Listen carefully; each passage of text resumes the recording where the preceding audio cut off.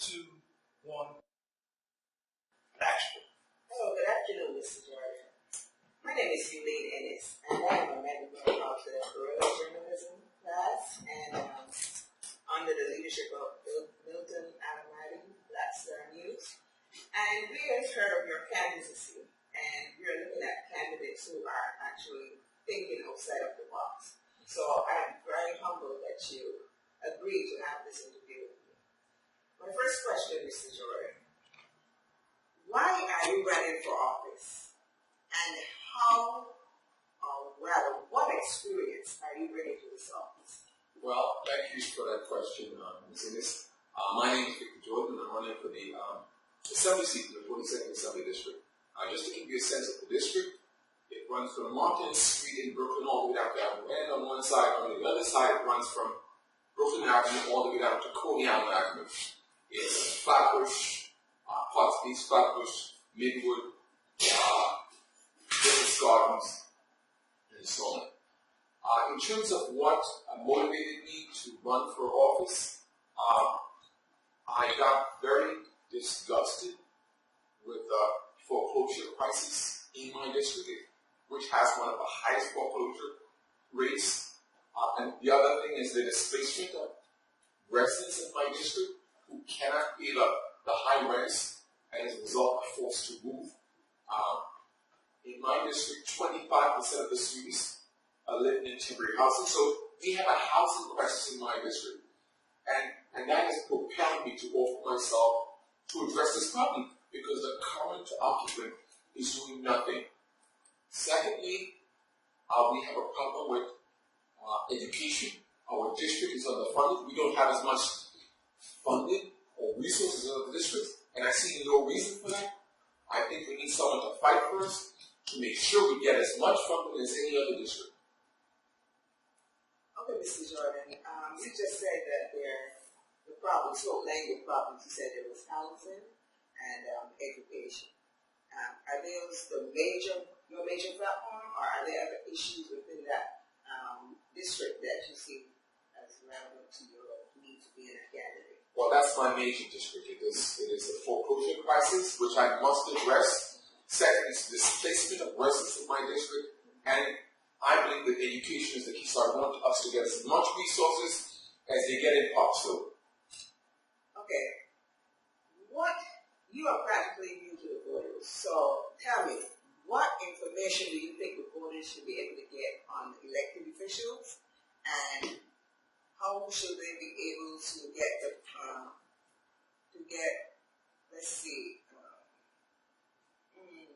potential candidates to know about that? I think a source of information about candidates, especially an incumbent, is to visit the state website. Visit the Assembly website and do a search on housing bills, and you would see my opponent's record on supporting laws that benefit tenants. And you would also see if she has ever sponsored any particular legislation that would address the foreclosure crisis. So I think that a major place would be the Assembly website. Today we hear a lot about political correctness. In your view, what is political correctness? I'm not sure what it is. I haven't really given much thought to it. Myself, I speak on the issue. I'm honest, and I do my research. I don't intentionally offend anyone. I try to be reasonable, but I do call them as I see them. Okay, Mr. Jordan, would you tell me something about you? Tell me something about yourself. Who are you? Well, I'm a former mathematics teacher at Russell High School. I'm a former economist. I studied economics at Pace University and at the New School for Social Research, where I was lucky to be taught by really prominent economists in the world. And certainly I'm a graduate of Albany Law School. So I bring to this position an understanding of education, economics, which I think is crucial to our success in the district. And also I understand the law, so I can protect people members of my district, especially who will encounter the problems of the law, and I pass the laws that would address them. Okay, could you tell me what is your political position on homelessness, violence, especially youth unemployment? I'm sure you have a lot of that in your district, and the educational services. What are your plans to address these positions? Well, I think the key to our success and prosperity as a community is education. We need to make sure that, as it is now, last year, less than 5%, maybe 1% of the students who were admitted to Bronx National Science were black. And I think that's outrageous. And I find it hard that we have black elected officials that accept that as a norm. So I focus on education. I think education is key. But we need to get resources, equal resources, so that our students will be ready to get to those schools. The fact that we can't get in debt, that we're just not getting the resources that we need to bring our students at the level that would make it easy for them to get into those schools. Right now we have an educational secretary, Betsy McCoy, whose her philosophy actually goes against everything that you're saying right now. Right now she is talking about using funds, diverting funds for academic programs to guns in the school. What is your position on that?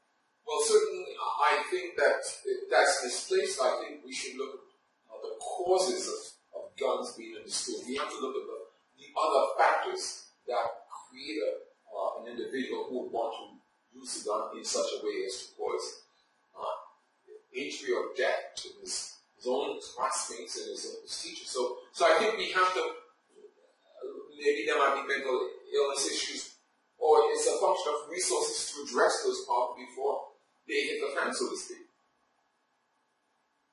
What should your constituents stress you? Why should they trust you in this office? Well, I mean, I had a public record. Certainly, I've been on the community school community board, member community board 17 for about 7 years now. Secondly, I am the head of Brooklyn 713, which means I'm in the public. We hold educational resource fairs at different schools.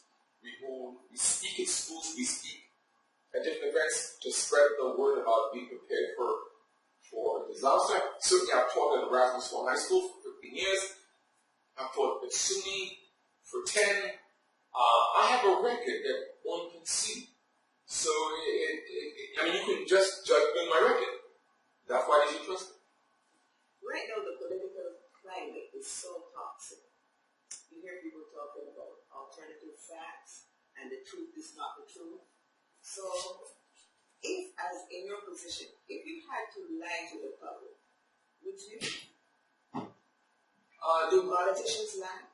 Well, I can't really speak for politicians, but I'll speak for myself. And I would not lie.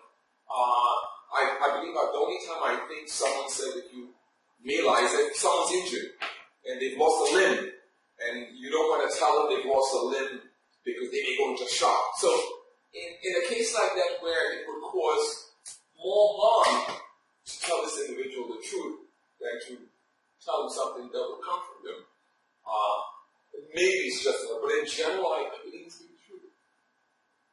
Who is your role model and why? Oh, I have several role models, but I think the main one is Martin Luther King.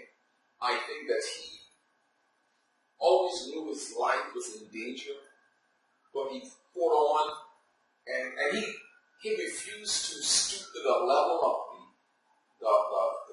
the racist individuals that would taunt him and threaten him with dogs and spit on him and everything else. They wanted to sink to that level. And it's so easy to retaliate, but I commend him for being strong and for seeing himself as a standard and refusing to sink to that level. And I'm not sure I would have that kind of strength. I think I would be inclined to retaliate.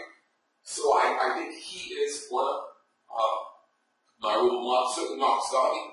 Again, Marcus Garvey, in a time that was so much contrary to him, he had a vision for where he wanted his community to go, and he did his best to pursue it. He didn't succeed, but he left a mark on us that remains for generations. Could you discuss a specific accomplishment you have achieved in a previous position that indicates that you are able to thrive in this current position?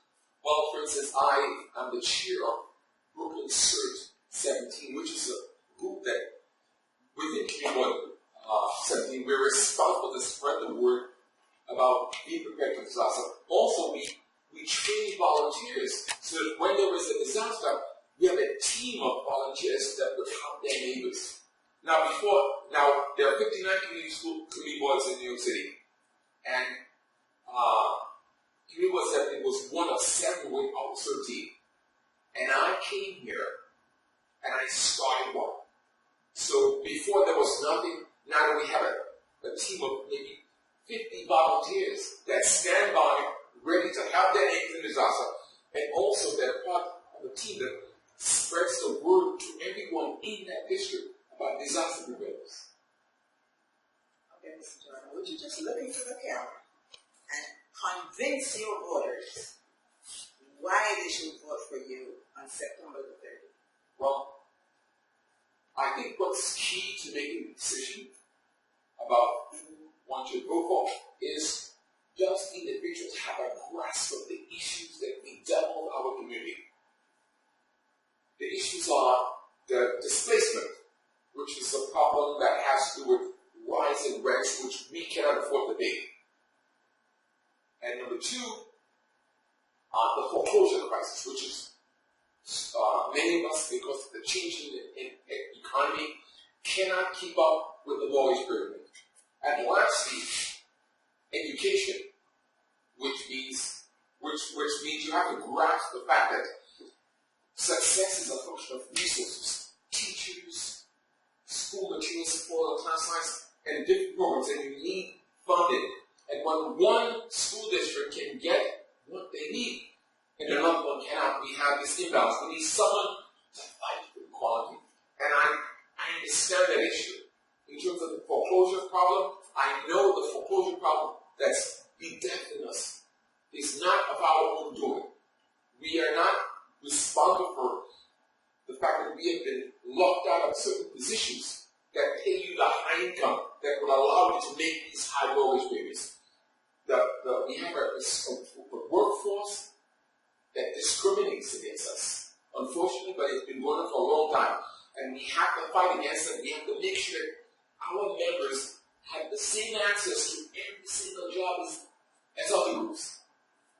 And the displacement that's due to the rising rent, that has to be addressed. Again, we cannot keep up with the rising rent simply because we've been locked out of the positions that would allow us to keep up with it. So other folks can easily pay those rents. So I think before you choose someone, you need to understand the issues that's compelling in your district, in our district, which is displacement, foreclosures, and education.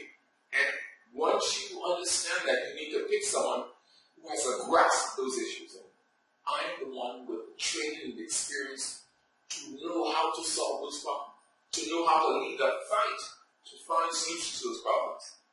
And that's why the voters should choose Victor Jordan on election day, September 13th, to be the next assembly member for the 42nd Assembly District.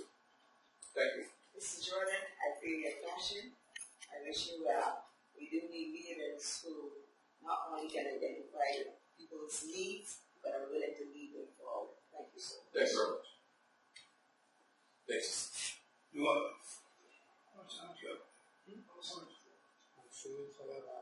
almost 20 minutes. Give us a little. All right, come on back.